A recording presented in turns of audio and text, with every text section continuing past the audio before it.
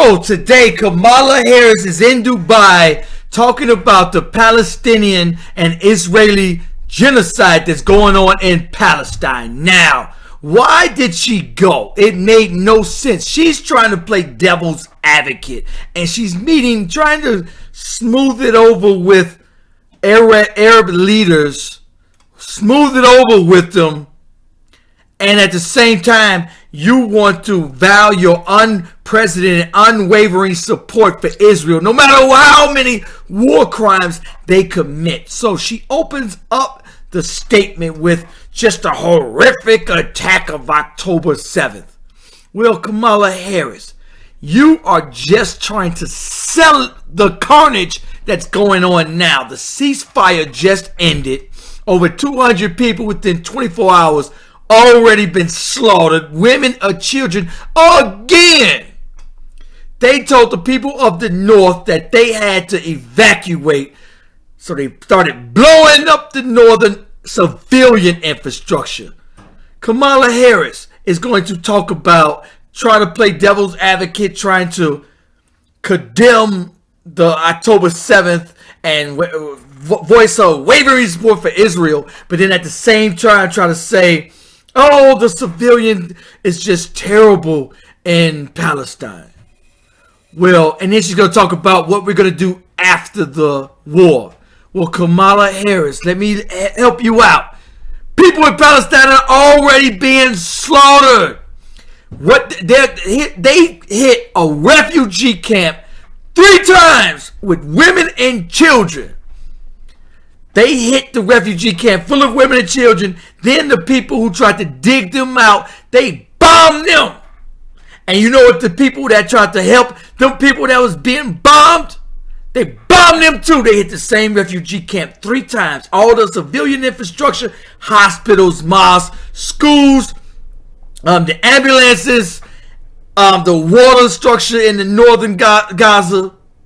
And now they're making it uninhabitable. So what she's going to say is, after the war, there won't be no occupation of Gaza. She's trying to play like, oh, I'm on your side, Arabic people.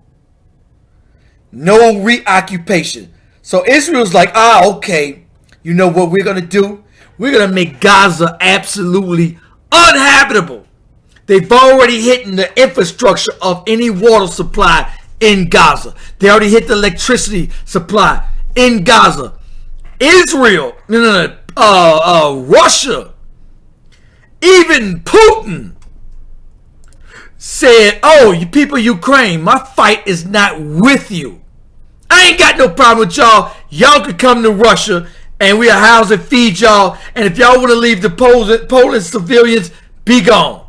No, not Israel. Israel said we're going to lock women, children. Every country in the world said, yo, Israel, just let the women and children out. Cool, keep them in. Let the women and children out.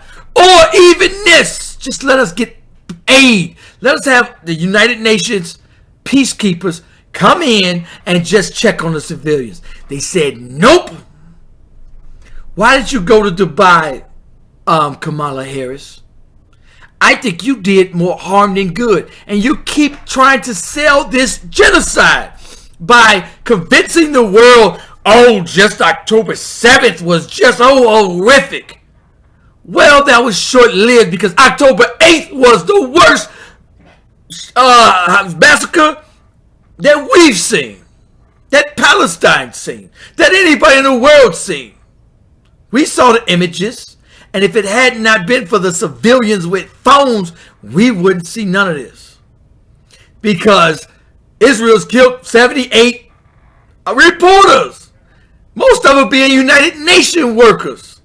And those reporters, they murdered their families. Then she tried to say, oh, well, we keep talking about the civilian and it's, horrific. We asked them publicly and privately, try to limit civilians. Well, Kamala Harris, they said, F you. You provided 2,000-pound bombs to hit even in Afghanistan and Iraq. they did not use 2,000-pound bombs. You used it in the densely most populated area in the world. And one of those bombs blew up an entire community, taking every man, woman, and child, and they didn't even offer a reason. But if you ask them, oh, see, hiding behind human shields. Wait a minute. I sat a Republican friend down who I knew because he's glued to Fox News. I said, hey, man, why the innocent civilians? Why are they blowing up so many innocent civilians? And at this point, if that's not obvious to you, I honestly question your IQ. If you can't see that they're targeting civilians with 22,000 and more than that diseased out. First and foremost, even if you say, forget the bombs, but what about the attempted homicide by cutting off their fuel, water, food, electricity? That, no question, is going to finish off 2.3 million people after the bombs. But Israel went further. They bombed the hospitals.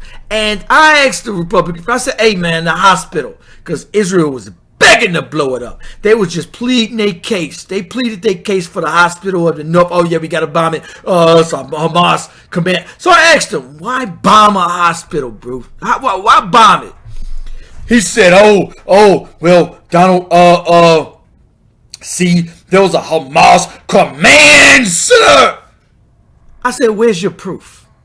Oh, well, see, they have proof. Where? They found so-called a thing full of guns, right? But then they got pictures of them carrying boxes in the hospital. Then the guy did the footage 2 hours before anybody else could come in and film him doing it. So they staged that. Then when they release the footage, it's more guns there.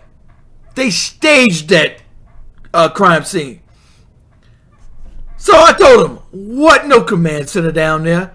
And even if it was, what does bombing a hospital full of 6,000 civilians going to do on up top of it? If it was underneath it, hey, I got an idea for you, buddy. Why not go underneath it? Why start sniping the people outside, blowing the people up outside, and murdering everybody inside gonna do for underneath the ground? How does that make any sense to you? It doesn't.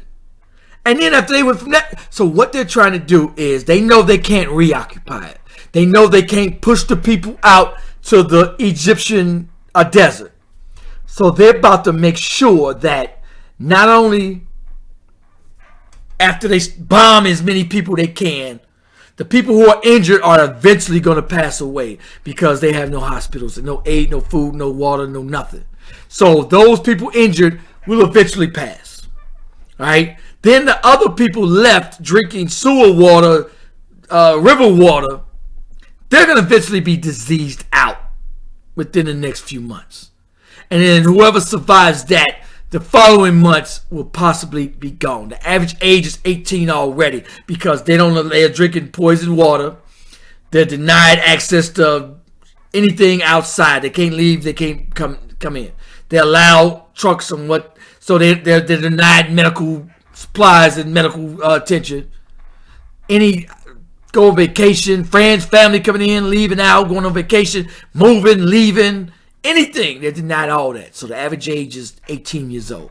Most of these are already children you're fighting anyway. So Kamala Harris absolutely explained why you go to Dubai. Those leaders are not stupid. There was a guy that said, hey, America, FYI, your message is clear. International law applies to everybody else. Somebody does that to one of your countries, you're going to apply that international law.